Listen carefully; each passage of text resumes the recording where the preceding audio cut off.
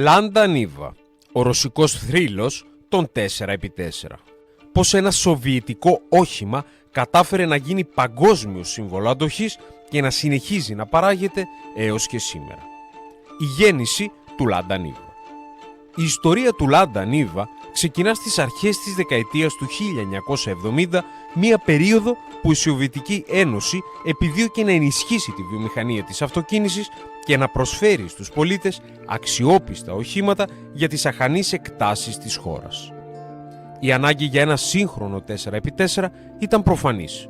Οι αγροτικές περιοχές και οι απομακρυσμένες κοινότητες βασίζονταν σε οχήματα όπως το Γκάζ 69, το οποίο είχε σχεδιαστεί με στρατιωτικές προδιαγραφές, αλλά δεν ήταν πρακτικό για καθημερινή χρήση. Η Αυτοβάς, που μέχρι τότε κατασκεύαζε το Λάντα 2101, το σοβιετικό αντίγραφο του Fiat 124, έλαβε εντολή να αναπτύξει ένα νέο όχημα που να συνδυάζει την ανθεκτικότητα ενός τζιπ με την άνεση ενός επιβατικού αυτοκινήτου. Ο επικεφαλής μηχανικός Πιότρ Προυσόφ ηγήθηκε της ομάδας που ανέλαβε να δημιουργήσει το νέο μοντέλο. Η έμπνευση ήρθε από τη Δύση, καθώς η ομάδα μελέτησε τα Land Rover Series, τα Jeep και τα Toyota Land Cruiser. Ωστόσο, τα περισσότερα από αυτά βασίζονταν σε ξεχωριστό πλαίσιο body on frame και φύλλα σούστας, κάτι που τα έκανε ανθεκτικά αλλά λιγότερο άνετα.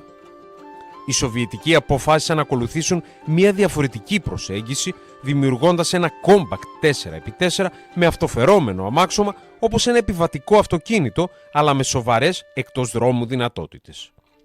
Το πρώτο πρωτότυπο κατασκευάστηκε το 1974 και οι δοκιμές έγιναν σε ακραίες συνθήκες, από τις παγωμένες εκτάσεις της Σιβηρίας μέχρι τις ερήμους της Κεντρικής Ασίας.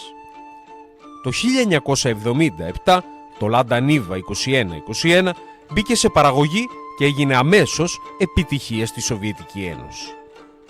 Η Σοβιετική αυτοκινητοβιομηχανία και η θέση του Νίβα. Η ανάπτυξη του Λάντα Νίβα δεν ήταν απλώς μια μεμονωμένη επιτυχία, αλλά μέρος μιας ευρύτερης προσπάθειας της Σοβιετικής Ένωσης να δημιουργήσει μια αυτάρκεια αυτοκινητοβιομηχανία. Η Αυτοβάς ιδρύθηκε το 1966 με τη βοήθεια της Ιταλικής Fiat και το πρώτο της μοντέλο, το Λάντα 2101, ήταν ουσιαστικά ένα Fiat 124 προσαρμοσμένο στις σοβιετικές συνθήκες. Ωστόσο, το Νίβα ήταν το πρώτο αυτοκίνητο που σχεδιάστηκε εξ ολοκλήρου από τη Σοβιετική Ένωση χωρίς δυτική βάση. Το Νίβα είχε την υποστήριξη της σοβιετικής ηγεσίας, καθώς θεωρούνταν απαραίτητο για τη βελτίωση των συνθηκών ζωής στην Ύπαιθρο. Ήταν επίσης στρατηγικής σημασίας, καθώς η Σοβιετική Ένωση ήθελε ένα ικανό όχημα για τους μηχανικούς της πετρελαϊκής βιομηχανίας, οι οποίοι εργάζονταν σε δύσκολες περιοχές και δύσβατες όπως η Σιβηρία και η Κασπία θάλασσα. Η παγκόσμια εξάπλωση και η επιτυχία στις εξαγωγές.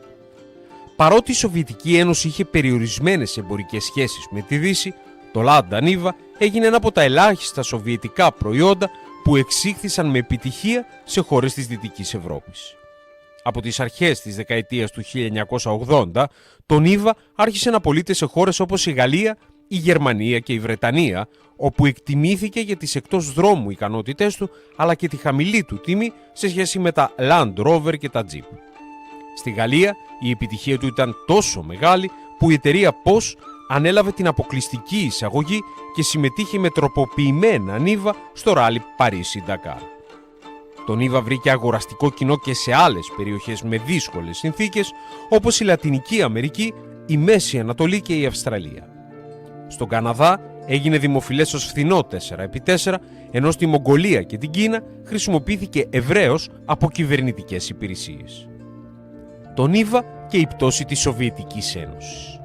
Μετά την κατάρρευση της Σοβιετικής Ένωσης το 1991, η Αυτοβάς βρέθηκε σε οικονομική κρίση, αλλά το Νίβα παρέμεινε σε παραγωγή λόγω της σταθερής του ζήτησης.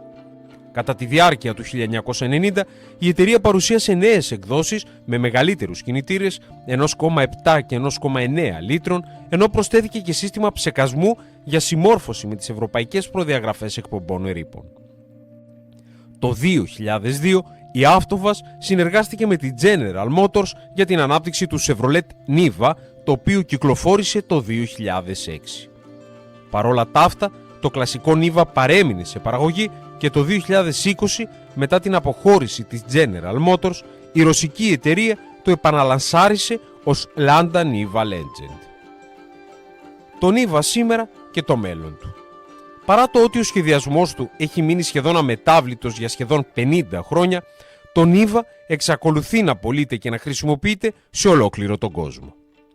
Το 2021, η Avtovaz ανακοίνωσε ότι θα συνεχίσει την παραγωγή του μέχρι το 2024, ενώ υπάρχουν σχέδια για μια εντελώς νέα γενιά βασισμένη στην τεχνολογία της Renault, η οποία ελέγχει την εταιρεία.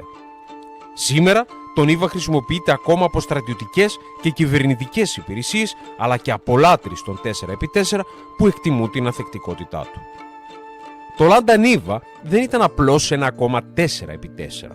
Ήταν το πρώτο SUV που συνδύασε μόνιμη τετρακίνηση, αυτοφερόμενο αμάξωμα και απλή οικονομική μηχανολογία.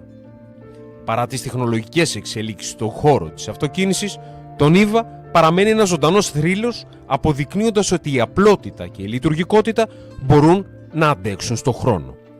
Σχεδόν 50 χρόνια μετά το λασάρισμά του, το Niva συνεχίζει να αποτελεί ένα από τα πιο αξιόπιστα και αγαπημένα off-road οχήματα σε ολόκληρο τον κόσμο.